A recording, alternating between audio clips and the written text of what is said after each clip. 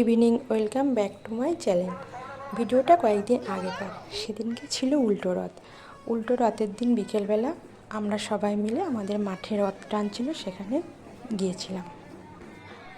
আমার ছেলে মেয়ে রথের দড়ি ধরে দাঁড়িয়ে পড়েছে, কেন সোজা রথের দিন ওরা ভালো করে রথ টান করতে পারেনি, কেন সেদিনকে প্রচুর ভিড় ছিল। তাই উল্টো রথে একটু ফাঁকা ছিল বলে তারা রথের দড়ি টানবে বলে দাঁড়িয়ে পড়েছে।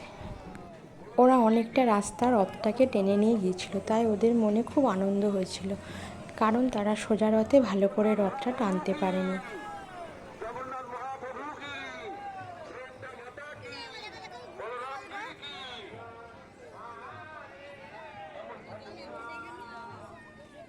এই মাঠের মধ্যে রথটা 7 দিন ছিল।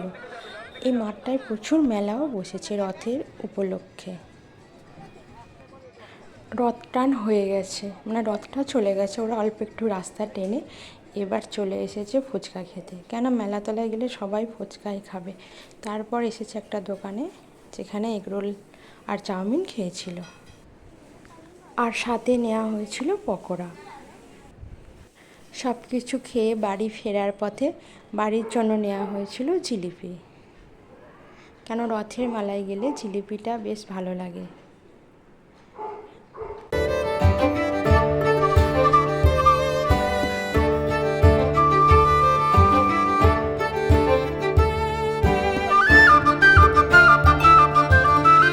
বাড়ি এসে জিলিপি খাওয়ার পর রাতে রান্না শুরু করেছি। রাত্রে আজকে করব চানা মশলা, আর আগে থেকে ময়দা মেখে রেখেছিলাম, একটু বানাবো নানপুরি। চানা মশলা বানানোর জন্য প্রথমে তেল দিয়েছি, তেজপাতা, গোটা গরম মশলা, জিরে ফোড়ন সমস্ত দিয়ে একটু পেঁয়াজ বাটা দিয়েছি। এবার একটু এটা নেড়ে নেব। তারপরে এই তেলের মধ্যে দেব আদা রসুন বাটা, এর সাথে দিয়ে দেবো নুন ও হলুদ। আর আমি লঙ্কার গুঁড়োটা তেলের মধ্যেই দিয়ে দিয়েছিলাম। লঙ্কার গুঁড়োটা তেলের মধ্যে প্রথমে দিলে বলে তরকারি সুন্দর কালার আসে। সমস্ত কিছু দেওয়ার পর বেশ কিছুক্ষণ মশলাটা কষিয়ে নেব। বেশ কিছুক্ষণ মশলাটা কষানো হয়ে গেলে তারপরে দেব চানা মশলার প্যাকেটটা। চানা মশলার প্যাকেটের গুঁড়ো দিয়ে আবার বেশ কিছুক্ষণ কষিয়ে নেব। সমস্ত মশলা কষানো হয়ে গেলে শেষে সিদ্ধ করে রাখা চানাটা এর মধ্যে দিয়ে দেব।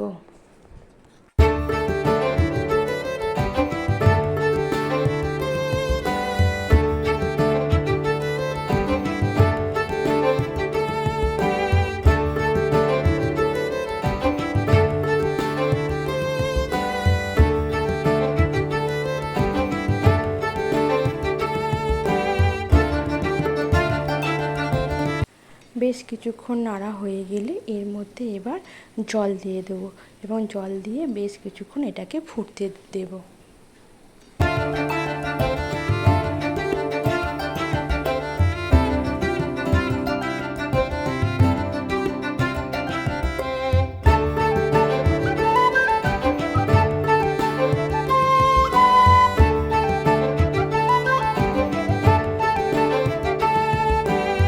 নামানোর কিছুটা আগে দেব কসৌটি মেথি, তারপর দেব বাদাম আর একটু মগজ বাটা, আর ওপরে দেবো অল্প একটু ভুজিয়া। সব কিছু দিয়ে বেশ কিছুক্ষণ ঢাকা দিয়ে রেখে দেব। ময়দাটা আগেই আমি দই মাখিয়ে 2-3 ঘন্টা আগে রেখে গিয়েছিলাম, সেগুলো লেচি কেটে নিয়েছি। এবার এগুলো একে একে বেলে নেব।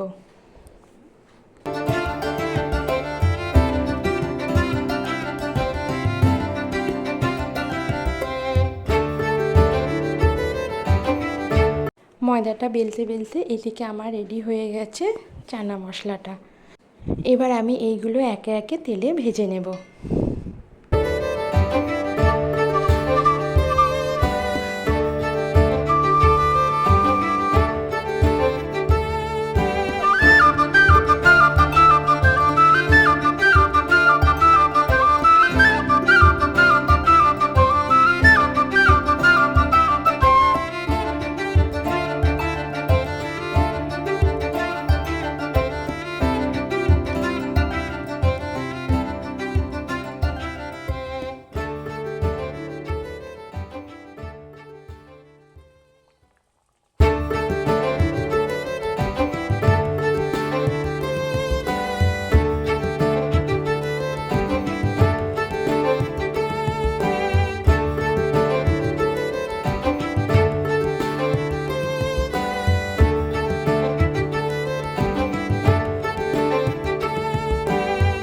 একে একে আমার সমস্ত নানপুরিগুলো ভাজা হয়ে গেছে। এবার রাতে খাবার জন্য সবাইকার খাবার বেড়েও ফেলেছি। নানপুরি ও চানা মশলাটা খেতে ভালোই হয়েছিল, বিশেষ করে চানা মশলাটা। আমি আগেও চানা মশলা বানিয়েছিলাম, তার থেকে আজকেরটা যেন খেতে বেশি ভালো হয়েছিল। আজকে আমি আমার ব্লগটা এখানেই শেষ করছি।